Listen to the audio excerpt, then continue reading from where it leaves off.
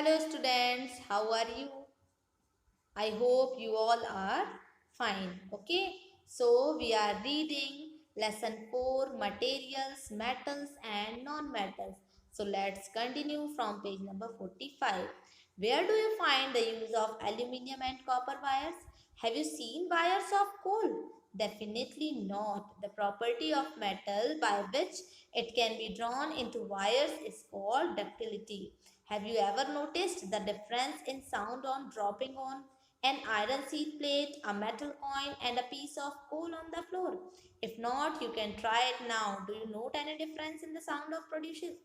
क्या आपने aluminium where do you find आपने कहाँ देखा है एल्यूमिनियम और कॉपर वायर्स के यूजेस को कहाँ यूज होता है?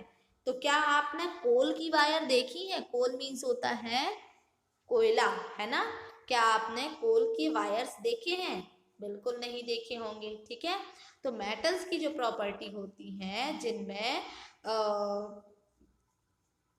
मेटल्स को वायर्स में चेंज कर दिया जाता है तो वो डक्टिलिटी कहलाती है, ठीक है। The property of metal by which it can be drawn into wires is called ductility. और थिन शीट में चेंज करना क्या कहलाया था? मेटलर एबिलिटी, ओके, नॉट मेटला, मेले एबिलिटी, ओके, वो कहलाया था, है ना। थिन शीट में चेंज करना और वायर में चेंज करना डक्टिलिटी, ओके। तो क्या आपने कभी नोटिस किया है साउंड से रिलेटेड कि जब आयरन शीट नीचे गिरती है या प्लेट, आयरन की प्लेट या एक मेटल का कॉइन, है ना, या कोल का जो पीस होता है, कोयला, वो नीचे गिरता है तो कैसा साउंड होता है? मेटल का मतलब ये कि जो हार्ड चीजें होती हैं वो सब मेटल कहलाती हैं, है ना। हार्ड नहीं, आप सारी हार्ड नहीं कह सकते, जैसे स्टोन, स्टोन मेटल नहीं है ना। तो उनकी कुछ अलग प्रॉपर्टीज होती हैं, जैसा कि बताया मैंने, है ना। स्टोन को पीटने से आप थिन वायर या थिन शीट में उसे चेंज नहीं कर सकते हैं, तो इसलिए वो मेटल नहीं होगा, है ना। तो देखा है, अगर नहीं देखा है तो ये आप ट्राई कर सकते हैं, ठीक है। साउंड का डिफरेंस, तो आपको कोई डिफरेंस समझ में आया साउंड में? So have you seen wooden bells in temples? आपने कभी वुडन बेल्स मतलब जो घंटियां, लकड़ी की घंटियां मंदिर में देखी हैं? तो अगर देखी हैं तो क्या आप उसका रीजन दे सकते हैं? So the things made of metal produce a ringing sound when struck hard. अभी मंदिर में कभी आपने देखी कि लकड़ी की घंटी लगी हो? कभी नहीं, किसी भी मंदिर में लकड़ी की घंटी आप नहीं देखेंगे। इसका रीजन क्या है? रीजन ये है कि जो मेटल्स होते हैं वो रिंगिंग साउंड प्रोड्यूस करते हैं। अगर उनको जोर से मारा जाए तो रिंगिंग साउंड, है ना, बहुत दूर तक, बहुत देर तक झंझनाहट की जो वो आवाज होती है, ठीक है, वो प्रोड्यूस करते हैं। Suppose you have two boxes similar in appearance. Suppose करें आपके पास दो बॉक्सेस हैं जो देखने में एक से दिखते हो, एक वुड का हो और दूसरा मेटल का हो, ठीक है। तो क्या आप देखकर या स्ट्राइक करके बता सकते हैं कि कौन सा मेटल का है और कौन सा वुड का है? आई थिंक बता सकना चाहिए, है ना, कि मेटल का कौन सा है और वुड का कौन सा है, ठीक है। So since metals produce ringing sounds they are said to be sonorous, है ना।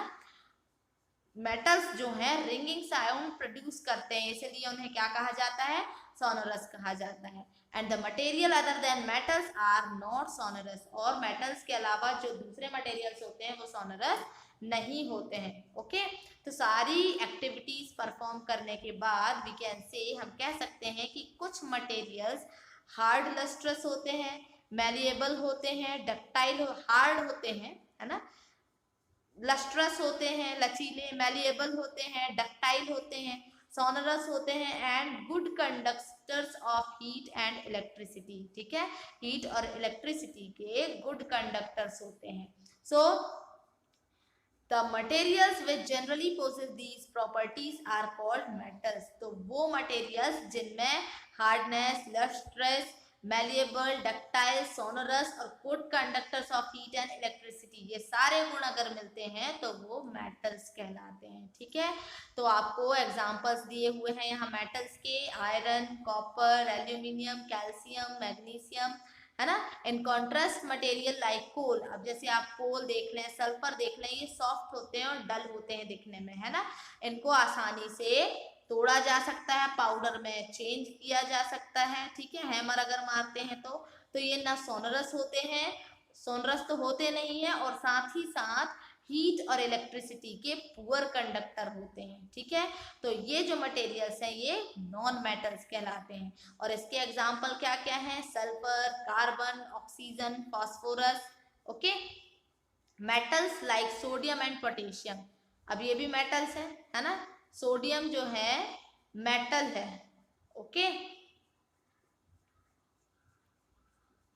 और पोटेशियम मेटल है, पर ये बहुत सॉफ्ट है और इन्हें आसानी से चाकू से काटा जा सकता है, नाइफ से। और मरकरी जो है वो भी एक अकेला मेटल है।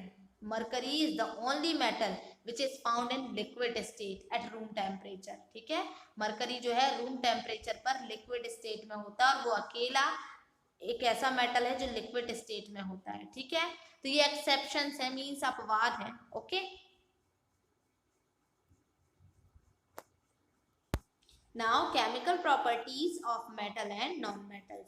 Reaction with oxygen, मेटल्स और नॉन मेटल्स का केमिकल प्रॉपर्टीज यहाँ बताया जा रहा है। तो सबसे पहले उनका ऑक्सीजन से रिएक्शन। तो आप जानते हैं कि आयरन में जंग, रस्टिंग मीन्स होता है जंग लगना, है ना, आम बात है। आप देखेंगे जब थोड़ा मॉइस्चर पाता है ना, हवा में थोड़ी नमी होती है तो लोहे में जंग लगना स्टार्ट हो जाता है। ठीक है, तो ये रिएक्शन जो है आपको देखने मिलेगा, है ना। तो जब रस्ट फॉर्म्ड, मतलब जब जंग लगना स्टार्ट होता है, तो आपने क्लास 7th में भी एक एक्टिविटी देखी होगी, activity of burning a magnesium ribbon in air. Magnesium ribbon का एयर में बर्न होना, ये आपने क्लास 7th में ये एक्टिविटी परफॉर्म भी की होगी। तो आपने पढ़ा होगा कि दोनों प्रोसेसेस, है ना, इसमें क्या होता है, you had learn that in both the processes oxide formation takes place. इसमें क्या होता है, ऑक्साइड फॉर्मेशन होता है। ठीक है, तो यहाँ एक एक्सेल क्या दिया है, रिएक्शन दिया हुआ है, यहाँ पर देखें, complete the following reactions of iron and magnesium with oxygen. देखें आयरन और ऑक्सीजन, आयरन और मैग्नीशियम का ऑक्सीजन के साथ reaction, iron plus oxygen plus water. Oxygen तो लगती ही है आयरन में, ठीक है, क्योंकि हमारे एटमॉस्फेयर में ऑक्सीजन है, वाटर भी है, नमी, है ना। तो H2O और O2 के साथ आयरन का जब रिएक्शन होता है तो देखें क्या मिलता है, और मैग्नीशियम और ऑक्सीजन का रिएक्शन होता है तो क्या मिलता है, ये आप करके देखेंगे। ठीक है, तो यहाँ ऐसी ही एक एक्टिविटी भी दी हुई है, ये एक्टिविटी आप पढ़ोगे और पढ़ने के बाद इसको करोगे। ओके, अब इसका रिजल्ट यहाँ पर देखते हैं हम लोग। ये फिर पहले एक क्वेश्चन कर रही है कि कॉपर भी रस्टेड, कॉपर में भी जंग लगता है क्या? मैंने देखा है कि कॉपर के ऊपर ग्रीनिश जो सरफेस होता है कॉपर वेसल के ऊपर, हरी हरी सी परत जम जाती है, तो उसमें भी रस्टिंग होती है, जंग लगती है। तो यहाँ पर बताया जा रहा है कि जब कॉपर वेसल, है ना, मॉइस्ट एयर, मतलब जो नमी वाली हवा होती है उससे लंबे समय से संपर्क में रहती है, तो इसमें एक ग्रीन कोटिंग आ जाती है ऊपर, डल सी, है ना।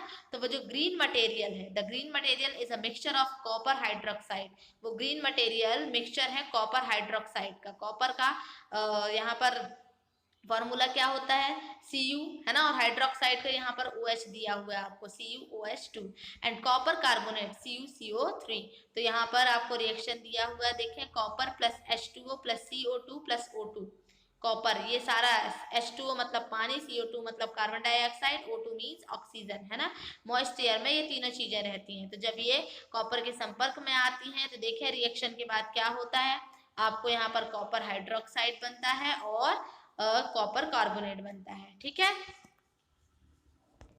तो ऊपर जो एक्टिविटी आप लोगों के द्वारा की जाएगी उसमें मैग्नीशियम रिबन है ना, जो जल रही होती है, ठीक है। तो जो ऐश मिलती है मीन्स राख मिलती है बर्निंग मैग्नीशियम रिबन की, तो उसे पानी में क्या किया गया, घोला गया और उसके बाद टेस्ट किया गया कि वो एसिडिक है या बेसिक है नेचर में, है ना, अम्लीय है या क्षारीय है। तो क्या सॉल्यूशन एसिडिक था या बेसिक था? How do you ascertain this, कैसे आप पता लगाएंगे, है ना। तो आपने देखा कि रेड लिटमस जो था वो ब्लू में टर्न हो गया, है ना। So oxide of magnesium is also basic in nature. अब जब रेड लिटमस ब्लू में टर्न हो गया, इसका मतलब ये है कि जो मैग्नीशियम के ऑक्साइड है वो बेसिक नेचर के, है ना। तो in general metallic oxides are basic in nature. तो मेटेलिक ऑक्साइड्स जो होते हैं वो ज्यादातर बेसिक होते हैं, है ना, क्षारीय होते हैं। ओके, तो अब यहाँ देखें, let us now observe the reaction of non metals with oxygen. अभी हमने ऊपर मेटल के साथ ऑक्सीजन का रिएक्शन देखा, अब नॉन मेटल का ऑक्सीजन के साथ रिएक्शन देखेंगे। ओके, तो ये रिएक्शन हम कल देखेंगे।